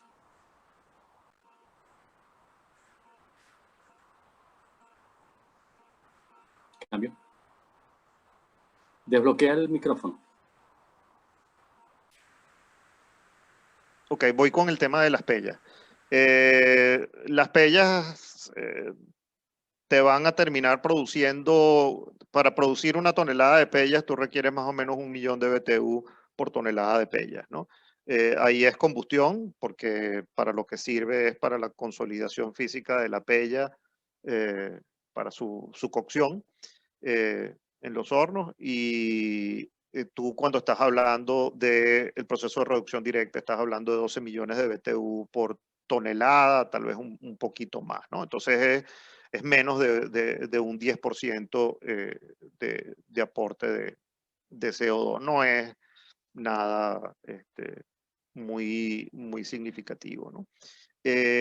A nivel de lo que es nuestro posicionamiento en la parte ambiental, el posicionamiento lo tenemos por las condiciones que existen ya. O sea, hoy nosotros producimos, querámoslo o no, con hidroelectricidad y con gas natural, que son en sus respectivas partes de la cadena los medios más amigables desde el punto de vista ambiental. O sea que ese posicionamiento ya lo tenemos. Ahora bien, si miramos hacia el futuro, tenemos el atractivo adicional de que si hay algún productor que está en muy buena condición para poder migrar a cualquier solución nueva que surja, cualquier avance tecnológico, pues somos nosotros, porque todos son vecinos nuestros. Me explico, hidrógeno, pues nosotros estaríamos en capacidad de producir hidrógeno verde. ¿Por qué? Porque tenemos la hidroelectricidad para hacerlo, ¿no? Y en términos de la parte de certificación, todavía las cosas no están muy bien ordenadas al respecto. La gente del sector aluminio ha estado desarrollando una iniciativa de los productores a nivel internacional que están pidiendo eso. Francia fue uno de los primeros países que anunció que iba a empezar a exigir ese tipo de cosas, pero todavía no está claro el proceso de certificación y evidentemente esto va a requerir, digamos, de que tenga el visto bueno de algún regulador o algún ente internacional, ¿no? Pero hasta donde yo sé no hay todavía nada planteado. Espero haber respondido. Sí, te quiero leer una pregunta que tengo directamente sobre el tema de hidrógeno. Preguntan, ¿qué problema sería el uso del hidrógeno de pureza 99.9% y de cero azufre con las nuevas tecnologías de reformado de metano? Además de usar el llamado hidrógeno verde para electrólisis de agua en la ferrosiderúrgica de Venezuela. Quizás estamos tratando el punto otra vez, pero quería... No, a ver, ahí hay los que manejan la tecnología son bien celosos con sus cosas, ¿no? Y todos dicen haber logrado cosas. El hecho cierto es que hasta hoy los dos principales proveedores de tecnología en reducción directa, que son Midrex y la gente de HIL, que ahora es Energiron, que es el joint venture entre Daniel y lo que era HIL, prometen que hay dos cosas aquí. Uno, es posible reducir las emisiones de carbono con inyección de hidrógeno. El problema que tienen los procesos de reducción directa con el hidrógeno es que si yo le inyecto puramente hidrógeno, no puedo generar las temperaturas que requiero para que las reacciones ocurran. Entonces, eso me tranca el proceso. La gente de HIL, por la naturaleza del proceso que tienen un mecanismo un poco más, se les hace un poco más sencillo la captura del CO2 y por ende poder inyectar algo más de hidrógeno, pero están ante el mismo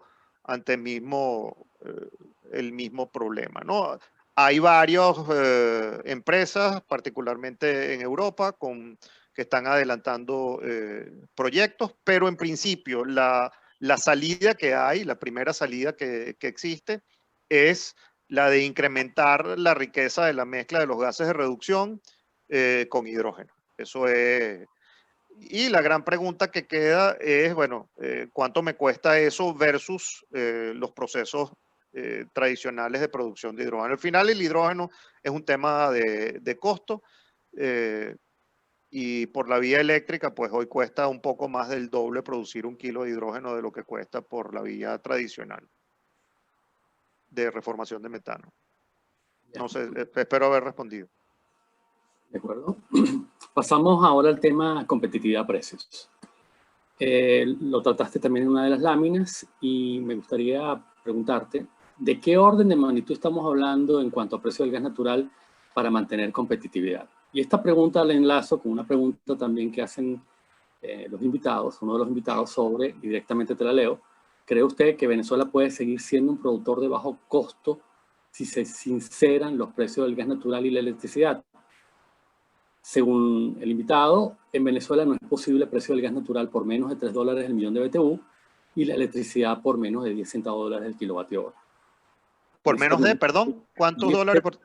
10 centavos dólares el kilovatio hora. Ok. A ver. Rangos de precio de competitividad para mantener competitividad. Mira, si ves Henry Hub, tienes un poco los rangos contra los cuales estamos compitiendo, salvo el caso de Rusia, que pues tiene su centro de producción y su propio sistema de precios, ¿no? Yo en principio no me parece que $3 por millón de BTU está en la parte alta del rango, pero ahora bien, yo creo que hay una cosa que sí tenemos que ver con cuidado, es lo siguiente. Estos contratos de suministro no son contratos convencionales, entonces tenemos que comparar peras con peras, ¿no? Primero, los productores de acero que consumen gas son grandes consumidores y nadie va a firmar un contrato de suministro de largo plazo sin una garantía de compra, es decir, si no es un contrato take or pay.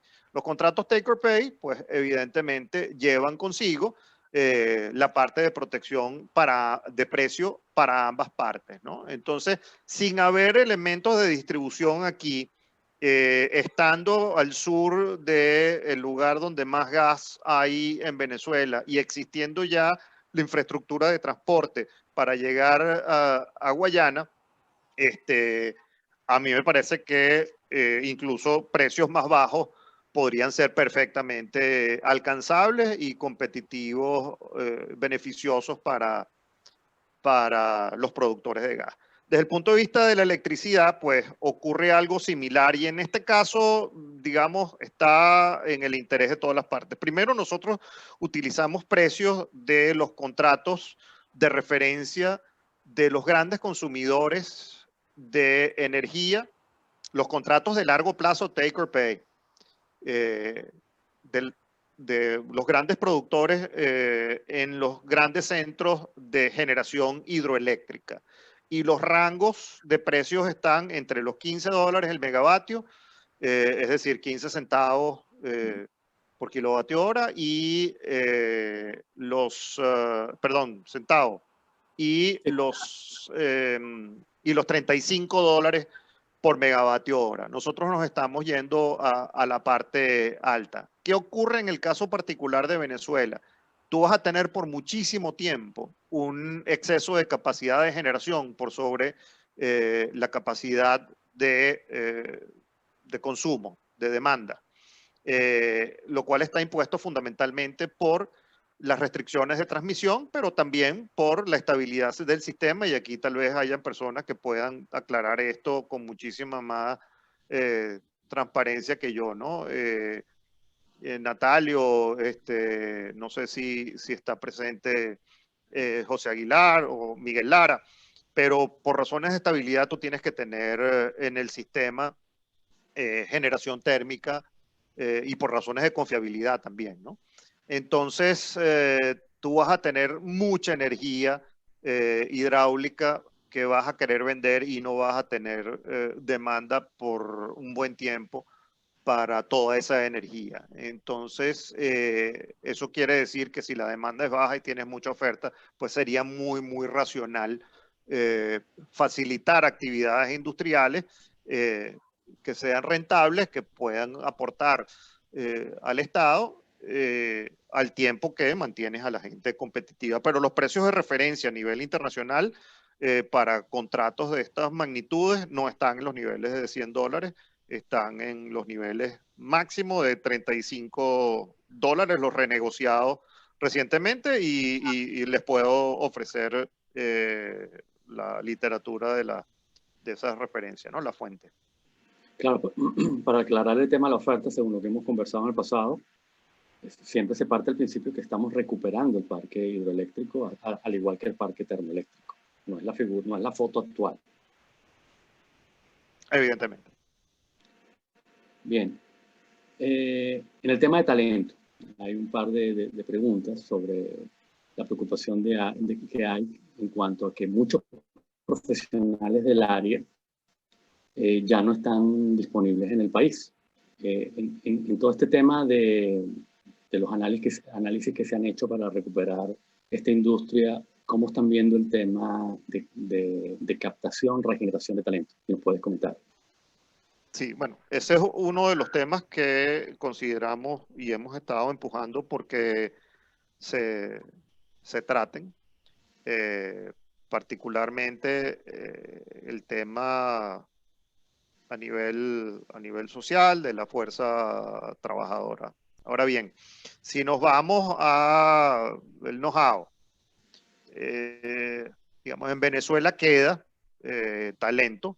Lamentablemente, a pesar de haber sido los primeros y los mejores en reducción directa, pues conozco a muchos que en este momento del tiempo no tienen trabajo y estarían dispuestos a regresar. Y por otra parte, tenemos que tomar en cuenta otra cosa, y es que esto, visto que no lo podemos hacer solo y que vamos a tener socios para poder recuperar todas estas cosas, va a implicar que a nivel de gerencia, evidentemente, van a haber muchos locales, pero también va a haber el criterio y el deseo de los socios de incorporar parte de su talento humano, que lo vamos a necesitar, ¿no? A nivel de especialistas, etcétera. Y parte puede venir por ahí. Pero en términos generales, nosotros, dadas las condiciones en las que está el mundo, no deberíamos, al menos es mi visión, no deberíamos pensar que vamos a tener cosas muy crítica, ¿no? Si están dadas las condiciones de tranquilidad y paz social para que vengan profesionales a Venezuela, tal vez no sean los mismos que estaban, pero talento en el mundo hay. Bien, siguiendo con el tema ahora un poquito delicado de las sanciones. Te voy a leer la pregunta que recibimos, que está en el chat. Primera, ¿este sector industrial se encuentra afectado por las sanciones actuales? ¿Realmente puede el capital privado decidir en este momento invertir en este sector si se ajustara el marco legal interno sin ser afectado por las sanciones? Me imagino que la pregunta se formula bajo el escenario de que se sigan manteniendo las sanciones. ¿Cómo lo han visto ustedes? Mira, nosotros lo que hemos trabajado ha sido estrictamente desde el punto de vista técnico. Evidentemente hemos entrado en alguna de los elementos financieros, las posibilidades de financiamiento, etcétera, etcétera, pero no hemos entrado en temas coyunturales del impacto de las sanciones, etcétera, etcétera. Evidentemente que todo el análisis que hemos hecho ha supuesto que no estamos sujetos a ese tipo de restricciones, ¿no? Dicho esto, mira, hay un comentario que yo hago de manera sistemática cuando se habla de recuperar sectores del país y es el siguiente. Yo en lo personal me voy a creer que nosotros vamos a poder empezar a recuperar sectores industriales en el momento en el que empiece a haber inversiones en el sector gas y en el momento en el que empiece a haber inversiones en el sector eléctrico. ¿Por qué?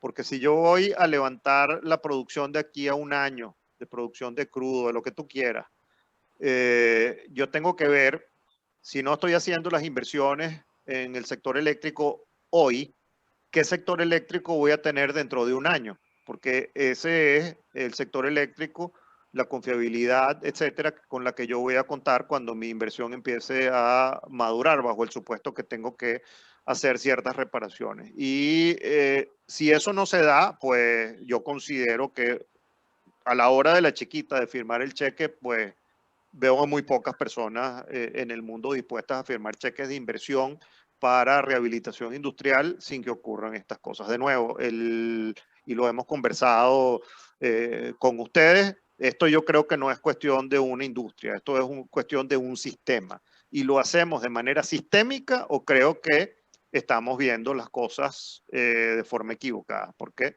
un solo sector no se puede levantar solo en el país. Bien. Siguiendo con el grupo de preguntas, vamos al tema de la seguridad física del entorno. Bueno, como es sabido, es público a nivel noticioso en Venezuela el nivel de inseguridad física que existe en lo que es Guayana, el Estado Bolívar, etc. ¿Cómo están viendo en términos generales este tema a la hora de invertir para recuperar? Mira, tal vez el tema minero fuera de lo que es la parte ferrosiderúrgica, porque entiendo que en los Pijiguaos también la cosa es muy compleja, sea un poco más sencillo que para el resto, ¿no? Pero evidentemente lo que se ha visto por la vandalización que ha habido de las instalaciones en Sidor y en muchas de las otras plantas, pues evidentemente hay que atacar muy rápidamente el control de la integridad física y de las personas que vayan a estar laborando en esa zona. El problema a nivel del resto de lo que es la minería extensiva, artesanal y no, eso es otra cosa, ¿no? Eso es un problema gravísimo. Acabamos de ver lo que pasó en Apure, en La Victoria. Y mira, yo creo que no consiguiendo el eufemismo, hay que buscar la manera de recuperar el control del territorio nacional. No sé cómo se dice de otra manera. Sí. Es un tema que evidentemente es crítico, es fundamental. De nuevo, es un tema que nosotros le pusimos el nombre de transversal. ¿Por qué? Porque afecta a la industria ferrosiderúrgica, pero afecta a la industria eléctrica, afecta a la industria petrolera, afecta absolutamente a todo el mundo, a las personas y a las cosas. Entonces, es un tema que no creemos que es de una industria, es un tema que es de todos y en el cual deberían participar los expertos y deberían las particularidades de cada industria pues tomarse en cuenta a nivel de colaboración, evidentemente, para poder llegar a una situación de paz y tranquilidad. Al final, como lo has dicho en reiteradas oportunidades y lo hemos conversado, es un tema de entorno país. Es una problemática que hay que abordarla de manera sistémica para generar ventajas y, entre comillas, seguridad a todos los sectores industriales para que la cadena de valor, los eslabones de la cadena de valor se activen. Mira, volviendo al tema de competitividad de precios, quedan dos comentarios que te voy a leer, pero se me pasó uno, en el tema competitivo. Hay un comentario que me parece interesante sobre el posicionamiento competitivo a través de la producción de aceros especiales. ¿Qué opinas? ¿Cómo lo ves? Mira, Venezuela tiene competitividad por los factores que mencionaba, ¿no? Estamos en la base de la curva de costo o en el percentil, en el primer cuartil, digamos, de la curva de costo de prácticamente todas estas cosas, ¿no? Mucha gente fundamenta su competitividad en un solo factor. Me explico. La gente de Voestalpine, un productor muy importante de acero en Europa, construyó una planta de reducción directa en Texas. ¿Por qué lo hizo en Texas? Por una sola razón, porque ahí había gas barato. ¿De dónde consiguen, de dónde sacan el mineral de hierro? Las pellas las traen de Brasil. Entonces, para que nos hagamos una idea, nosotros hacemos nuestras propias pellas, tenemos nuestro propio gas y tenemos las plantas allí, ¿no? Entonces, nuestras fuentes de competitividad son muchísimo más robustas de lo que pueden ser para cualquier otro país en la región. Y cuando decimos el líder mundial a nivel de producción de acero en términos de costos, del más competitivo, es porque es así textualmente. En cuanto a aceros especiales definitivamente que es una oportunidad. Ahora bien, aceros especiales representa un segmento muy pequeño de los grandes segmentos dentro de la producción de acero. Nosotros en Venezuela llegamos a producir aceros especiales en determinado momento, se hicieron pruebas, fundamentalmente lo hizo la gente de Sidetur en la planta Casima.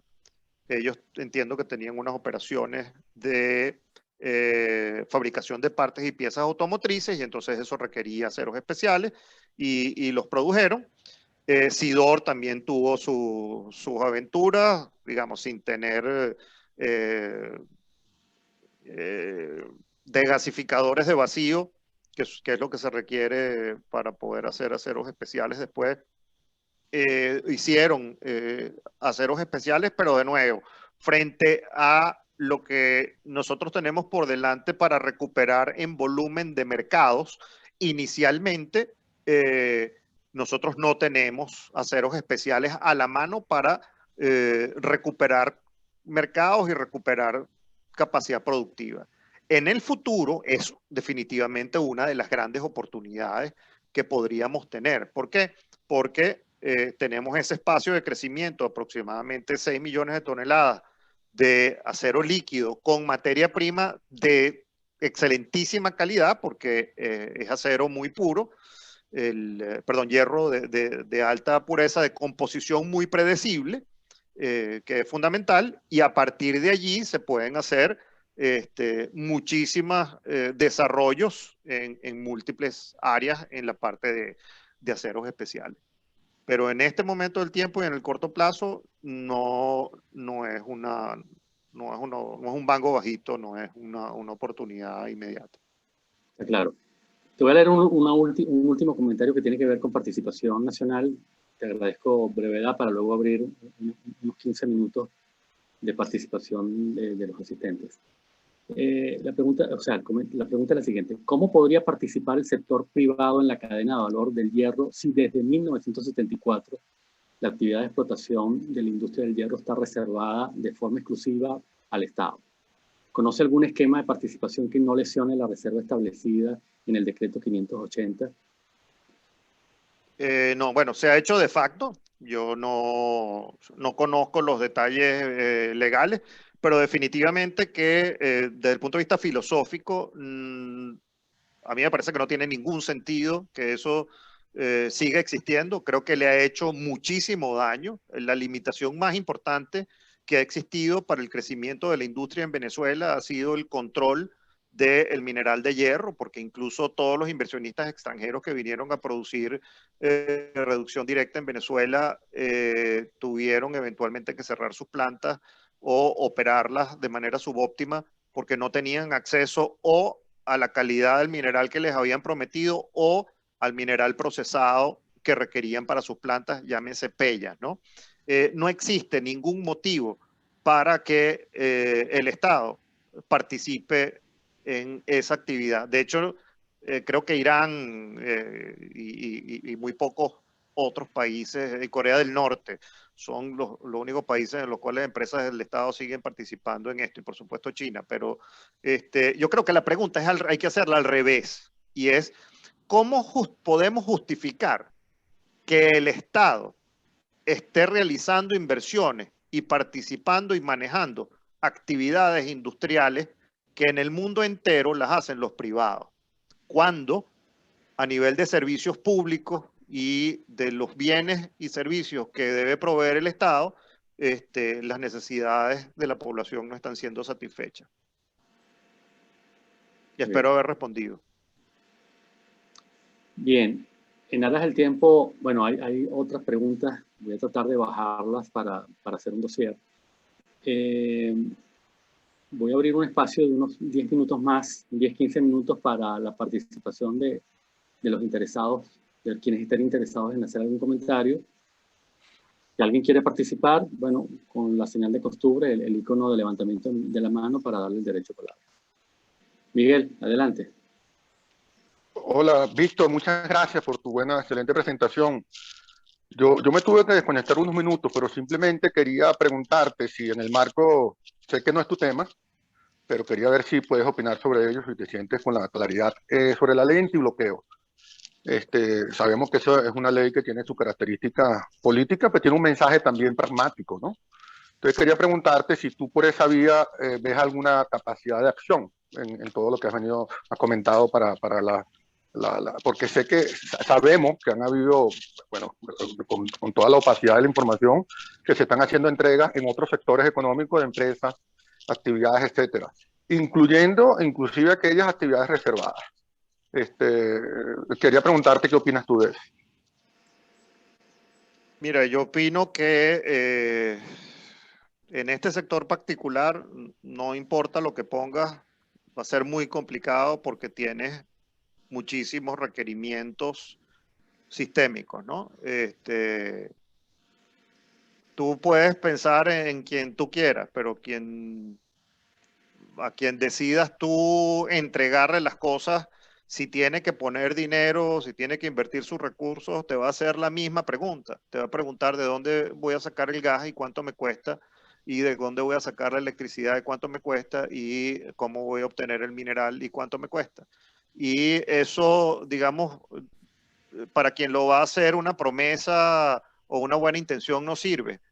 Sirve qué capacidad de crédito tengo y qué capacidades operacionales pueden demostrar que hay alguien que desde el punto de vista real te puede entregar esas cosas, ¿no? Y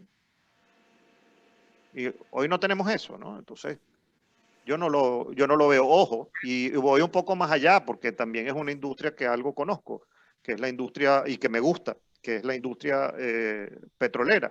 Yo creo que en el sector petrolero es muy limitado lo que se puede hacer, precisamente por lo que comentaba antes. O sea, nosotros necesitamos electricidad. Y mientras nosotros no empecemos a invertir en el sector eléctrico, pensar en una recuperación masiva del sector petrolero, pues es una temeridad.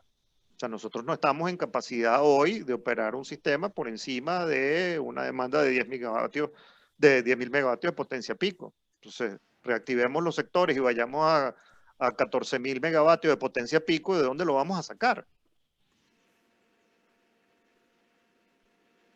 Entonces, de nuevo, o sea, o vemos las cosas de manera sistémica, o yo creo que una golondrina no hace verano y que los buenos deseos, como dicen allá en nuestra tierra, no empreñan, ¿no?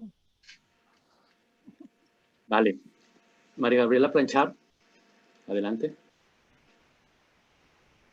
Hola, Víctor. Excelente presentación y me encantó el tema de que tenemos una ventaja competitiva en el tema ambiental, que tú sabes que hemos discutido mucho sobre ese respecto.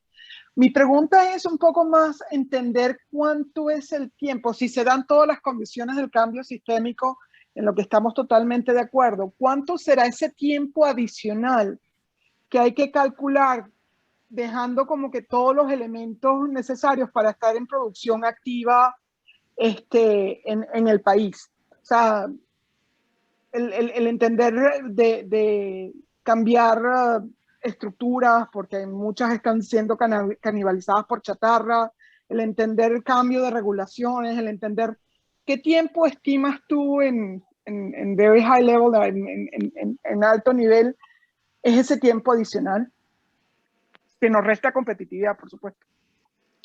Mira, yo creo que depende muchísimo del nivel de determinación. Si hay claridad de lo que se quiere hacer al principio y hay la determinación de hacerlo, puede ser muy rápido.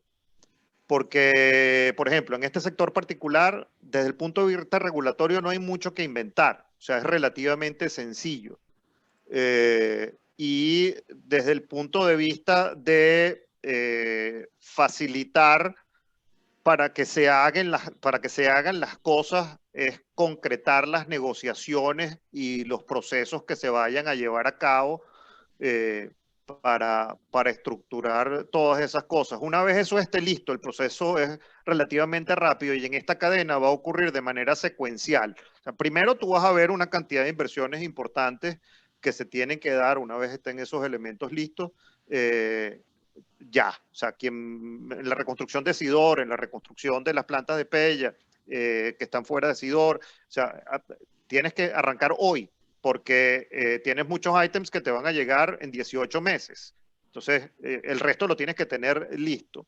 Pero hay una parte que puede arrancar mucho más rápido, que es la parte minera. La parte de minería, de mineral de hierro, puede arrancar relativamente rápido. Entonces, mira, a mí me gustaría pensar, y te confieso que aquí tengo el sesgo de quien quiere que ocurra, de que en cuestión de año y medio deberíamos ser capaces de dar el banderillazo para que se empiece a invertir dinero. Pero como mencionaba antes, ¿no? Una de las preocupaciones, de las angustias que hemos tenido quienes hemos participado en esto es que hay otros factores que están jugando en esto, ¿no? Y es la atención de todo el tema social, de todas las necesidades de las personas que están allí, que estás hablando de invertir mientras gente se muere de hambre, ¿no? Y se muere porque no tiene asistencia sanitaria. Estamos hablando de toda la parte de formación, o sea, primero tener una clara idea en qué situación se encuentra nuestro capital humano desde el punto de vista de formación, qué actualizaciones son necesarias, cuánta gente hay, esa gente hay que proveerle una red de seguridad social, o sea, esto no puede ser de que yo voy a votar a 30.000 personas, no, la visión es otra, la visión es tenemos este conjunto de capital humano, ¿cómo hacemos para mantenerlo y capacitarlo en la medida en que se van migrando al sector productivo donde hay una demanda. Entonces, ha sido difícil. Yo lo he intentado mucho y ha sido muy difícil conseguir, digamos, oídos e interés para trabajar esas partes de manera conjunta y a lo largo Sí. de diversas industrias. Perdóname la interrupción, ahí habrá que ver cosas como elementos de inversión multilateral. O sea, yo sé que el Banco Mundial, por conocimiento interno, hace ese tipo de inversión paralelo a inversiones externas, sobre todo en los temas sociales. Entonces, se hace compleja la estructuración. Por supuesto, cuando tienes organismos multilaterales participando, pero es una parte de... No, pero la gente del BID ha estado trabajando en eso. Esta semana hicieron una presentación muy interesante de una encuesta que se hizo a los empresarios venezolanos. Ricardo Hausmann y su grupo trabajaron mucho en eso. En hecho, ha habido pensamiento. Creo que tal vez lo que ha faltado es concreción a nivel de ver cómo se instrumentalizaría eso y cómo se conectaría con las distintas regiones y los distintos sectores industriales. Sí, pero que es parte de la complejidad de estructurar Claro, el todo, que es lo que estoy de acuerdo contigo. O sea, no es solamente la inversión de inversión en una industria, sino la inversión social que tiene que tener asociada. Absolutamente. Me encanta ese pensamiento. Muy bien. No hay más participaciones, muchísimos comentarios por el chat de Víctor. De hecho, sugiero que una vez que terminemos y nos quedemos nosotros para conversar un ratico, para que tú también cheques el chat. No, bueno, y si hay alguien que quiere, o sea, para quien es muy importante, yo no tengo problema en que dejen el correo electrónico y se le envían las preguntas la respuesta por correo electrónico. Correcto. Sí me gustaría, antes de cerrar esta sesión, resumir dos grandes grupos de comentarios. En cuanto a la seguridad de infraestructuras, de seguridad física, hay dos importantes comentarios en el chat en donde indican que se está tratando el tema también de manera integral. Eso es un buen feedback. Desde el punto de vista de los precios del gas natural, no quería intervenir, estaba esperando que alguien lo hiciera, pero lo hemos conversado en materia de gas natural. Venezuela sigue manteniendo una ventaja comparativa con una participación de gas asociado a producción petrolera, el cual al final del día tiene costos de producción distintos al gas no asociado. Por lo tanto, perfectamente muy válidos en una solución multidisciplinaria llegar a acuerdos de precios que permitan el desarrollo de sectores tipo petroquímico, tipo siderúrgico, apalancándonos en la ventaja comparativa del gas asociado a producción petrolera. Esto para no entrar en la polémica de los rangos de precios, pero sí, en el chat hay comentarios bien interesantes, bien pertinentes, sobre que existe la posibilidad de colocar gas natural en Puerto Ordaz, en el sistema Anaco Puerto Ordaz, por debajo de $3 el millón de BTU. Eso obviamente hay que discutirlo. Y bueno, me atrevo a agregar que va por la vía de apalancar la ventaja comparativa que nos ofrece el gas natural, el gas asociado a producción petrolera.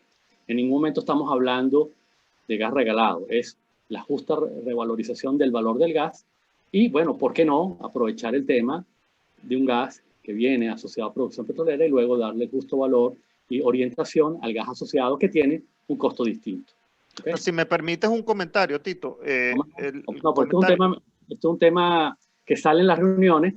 Obviamente, esto es un foro algo abierto y es delicado, pero es un punto de alto interés. No. Perfecto. Dime. Ok, no, lo que te decía es que ahí las cosas tienen distintos grados de sensibilidad, ¿no? Y en la medida en que las estructuras están planteadas en los términos más débiles, pues las partes débiles de la cadena, evidentemente a veces tienen menos tolerancia. Muy claramente. La parte de la cadena de la reducción directa en Venezuela, que es el principal consumidor de gas, es la que ha estado sometida a las mayores presiones en toda la cadena por las circunstancias venezolanas y por las circunstancias históricas del mercado del acero.